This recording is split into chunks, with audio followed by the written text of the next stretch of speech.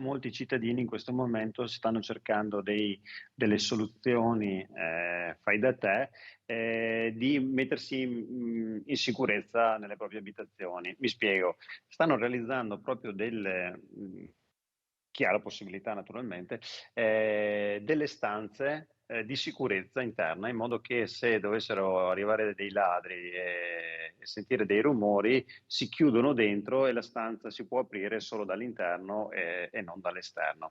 Veri e propri bunker antiladri. Negli Stati Uniti si chiamano panic room e sono diffuse da almeno 20 anni, tanto da essere state protagoniste di un famoso thriller con Jodie Foster nel 2002.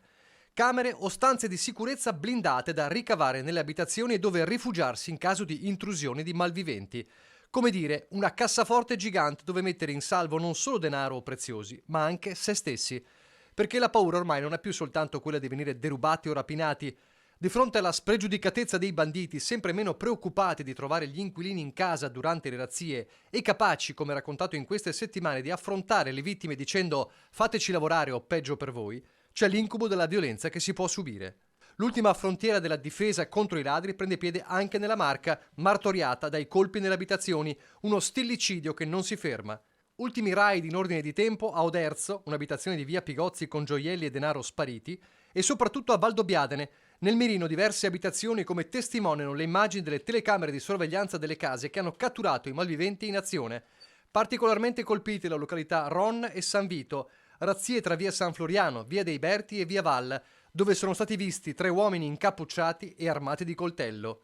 Armati, quindi pericolosi. Ecco allora il vice sindaco che a Vittorio Veneto, solo uno dei tanti comuni colpiti dall'assalto dei predoni, racconta di richieste in aumento esponenziale per le camere di sicurezza. Se questo era un caso isolato che succedeva magari una volta ogni 1000 richieste di edilizie, adesso è un fenomeno che sta aumentando, e che dà anche proprio un chiaro segnale di quanto i cittadini si sentano, non più al sicuro all'interno della propria abitazione. È un tema, che adesso stiamo affrontando, perché dal punto di vista molto banalmente, edilizio, non è di facile normativa, perché in questo momento non c'è una stanza di sicurezza. Come viene normata una stanza di sicurezza in un'abitazione privata? Già, perché il problema è duplice. Da una parte i costi consistenti, anche se sicurezza e serenità sono esigenze per le quali molti sono ormai disposti a spendere quello che possono.